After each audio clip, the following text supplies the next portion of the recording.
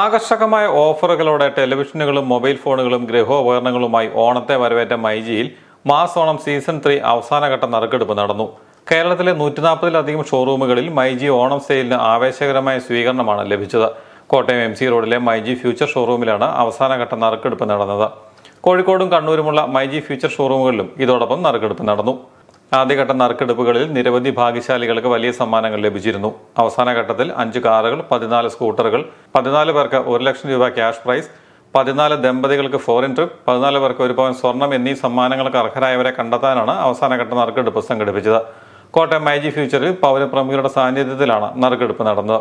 കോട്ടയം അതിരൂപത സഹായ മെത്രാൻ ഡോക്ടർ ഗീവർഗീസ് മാർ അപ്രേം, നഗരസഭാ അധ്യക്ഷ ബിൻസി സെബാസ്റ്റ്യൻ, തോമസ് ചാഴിക്കാടൻ XMB, നഗരസഭാ അംഗങ്ങളായ TC റോയ്, ഷൈനി, MA ഷാജി, സാബു തുടങ്ങിയവരാണ് ഭാഗ്യശാലികളെ കണ്ടെത്താനുള്ള കൂപ്പൺ നറുക്കെടുപ്പിൽ പങ്കെടുത്തത്. അക്ഷരനഗരിയായ കോട്ടയത്ത് പുതുതായിട്ട് ആരംഭിച്ച മൈജി ഓണം മാസ് ഓണം സീസൺ 3 നടന്ന ഭാഗ്യശാലി ഓണക്കാലത്തോടനുബന്ധിച്ച് നടന്ന പർച്ചേസിലെ ഭാഗ്യശാലികളെ തിരഞ്ഞെടുക്കുന്ന മഹനീയമായ ചടങ്ങാണ് ഇപ്പോൾ ഇവിടെ നടന്നത്. ഭാഗ്യശാലികളായ എല്ലാവർക്കും ആശംസകൾ നേരുകയാണ്.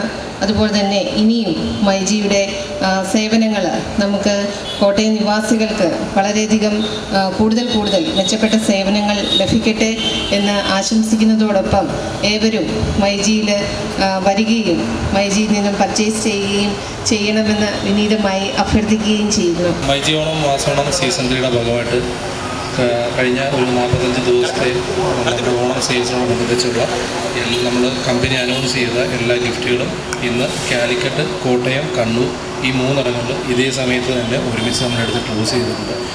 അതായത് ഓണത്തിന് നമ്മൾ കൊടുക്കാൻ ഉദ്ദേശിച്ച എല്ലാതരം ഗിഫ്റ്റുകളും ഈ പറയുന്ന 45 ദിവസത്തെ ഷോർട്ട് പീരീഡ് കൊണ്ട് തന്നെ നമ്മൾ അനൗൺസ് ചെയ്ത് കഴിഞ്ഞു. ഇനി അതിൻ്റെ ബാക്കിയായിട്ട് നമ്മൾ ഉടനെ തന്നെ ഇതെല്ലാം കസ്റ്റമേഴ്സിനെ ഡിസ്ട്രിബ്യൂഷൻ ചെയ്യാനുള്ള കാര്യങ്ങൾ നമ്മൾ ചെയ്യുന്നുണ്ട്.